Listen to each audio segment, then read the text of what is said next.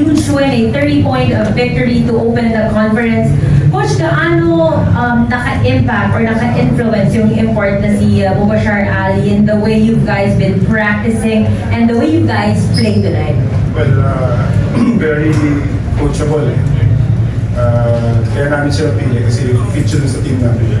Then, pag ganun ka, na-challenge sa mga teammates niya, sa mga players. Sa practice, never complains. Kung ano lang sabihin namin, pinapagawa na, nagagawa niya. So, tsaka enjoy sa practice eh. Yung atmosphere sa practice, very enjoy. So, yun yung pinag-create namin yung culture sa Terapirma. Kailan pag-practice namin, excited lahat. They want to practice. So, that's why nung babagong laro, nagkukulang pa kami kasi nag-a-ask pa ng more. So, for us, yun yung lang sa culture na ginagawa sa Terapirma. Now we're ready to entertain questions from the media.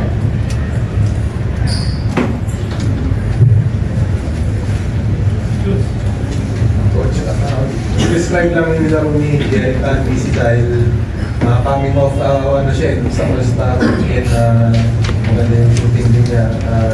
Yung bakla, ganun ba yung in-expect mo sa kanya sa this conference?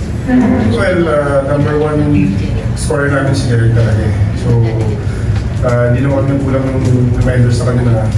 Lahat ng games going to do everything ma-stop siya. So, sabi ko, just wait for the decoy. Then, pag nakashoot na, tuloy-tuloy yan. So, just happened kanina, medyo gigil kasi first game. Sabi ko, just let settle down. Pag na-settle down yan, papasok eh. Kaya pumasok. So, yun talaga yung natin. Coach, yung report nyo, ang busy kasi parang yung defensively, nakakaano naman siya. Intimidate naman siya ng mga tira, nakaka-rebound, nakaka-stress. Yung sa kanya. Well, it's a team effort pa rin eh. Kahit na, ang emphasis namin sa team namin, kung kulta na dinabago namin, so offense and defense, team effort lahat. So, kung nahihirapan, we will find a way, always, na magkano dun sa concepts namin, sa team namin. Derek, talk about the turnaround from the All-Star weekend to now. It's like you didn't miss a step, so just talk about your performance tonight. I think my performance tonight was okay. I think I always have room for improvement. I always have days where I can progress, and today is just going to be one of those days where I have to go back to the film and see what I can get better at.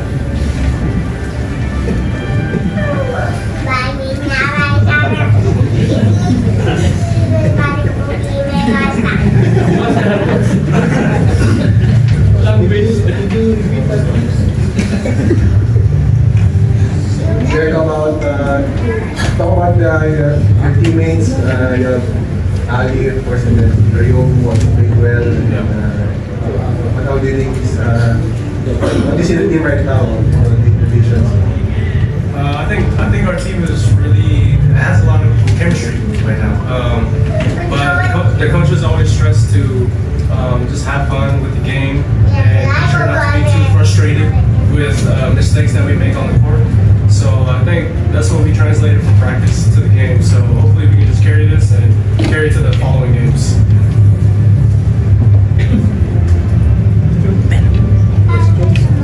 Coach,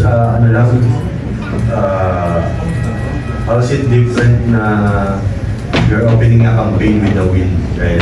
Previous conferences, alam natin, usually talo kayo or sige pa lang. How different yung scenario ngayon?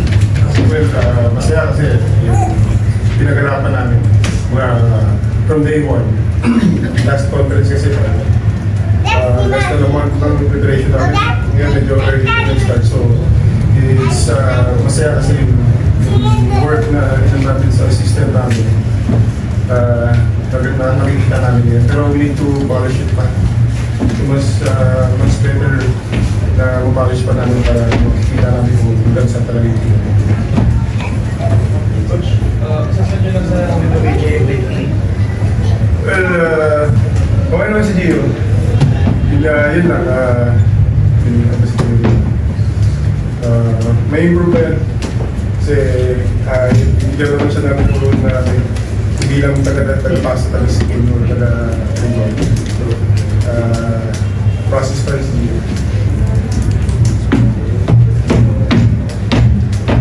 Thank you, Boss. Thank you. Pinagpalit tayo.